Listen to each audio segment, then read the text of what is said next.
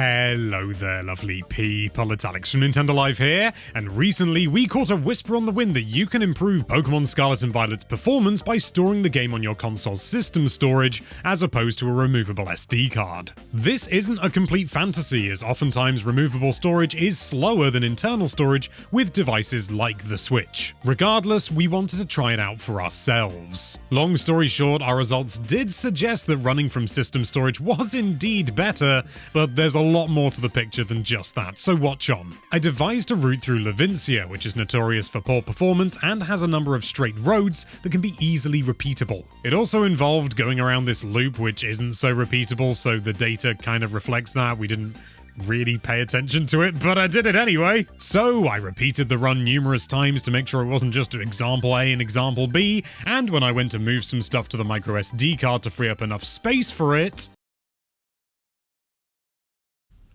I've been running from the system storage this whole time! All the footage from the review, other videos I produced, and an entire 4-hour stream were using the supposedly improved method of playing.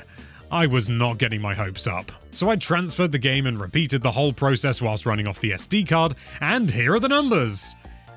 Yep, those are numbers, alright. I recorded the time it took for each run to complete this first strip into the square, and then the return journey on the same strip. As I mentioned before, I also went round the loop, but there were just too many variables of my own doing that could upset the results, so I decided that whilst I would still record the total time, I wouldn't really be focusing on it from a data point of view. The reason I use timing instead of trying to average the frame rate or count the frames is because the game itself is tied to its frame rate, so it won't simply skip frames if it reaches a bottleneck, rather it will just slow everything down until it catches up. And that's handy as it's a lot easier to measure. And just to be clear, we're counting the time in seconds and frames at a frame rate of 60 frames per second, as that's what the Switch outputs. The game runs at a peak 30 frames a second, but that's not the actual signal's frame rate that's going through the HDMI cable. If you want to see the unedited footage to draw your own conclusions, you can do so at the end of the video. For the quote-unquote final strip that leads out of the city, the system storage averaged a time of 8 seconds and 23 frames, whereas the SD card averaged a time of 8 seconds and 18 frames. Wait, doesn't that mean that the SD card was faster? Well, going by the data strictly, yes, but a difference of 5 frames over the course of more than 8 seconds is arguably de minimis. It's less than 1 frame a second, and there are a lot of other factors going on here that could easily explain that kind of discrepancy. But what about the quote-unquote first strip leading into the city? Well, that's a different story. The system storage averaged at 8 seconds and 41 frames, and the SD card averaged at 9 seconds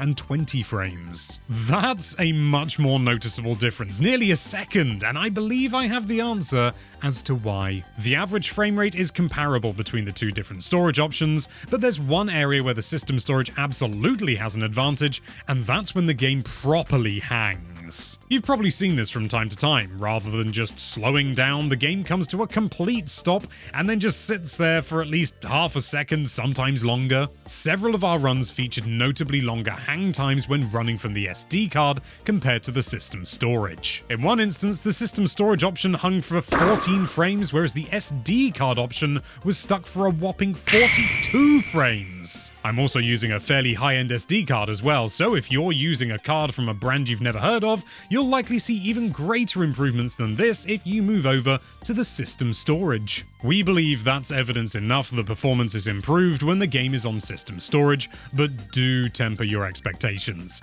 It's not going to make Pokemon Scarlet and Violet suddenly run really well, or well at all, to be honest. You might squeeze out a few extra frames here and there, but this is still a poorly optimized game, so hold your expectant horses accordingly. Here's the data again in case you want to pause, have a look at it, and just, deduce just how bad my formatting is and how it could be a lot more efficient. And again, if you want to see the raw footage, that'll be coming up at the end of the video. Thank you so much for watching. If you like this video, then why don't you tear that subscribe button down to its barest components, and be sure to check out nintendolive.com for all sorts of lovely Nintendo-related content.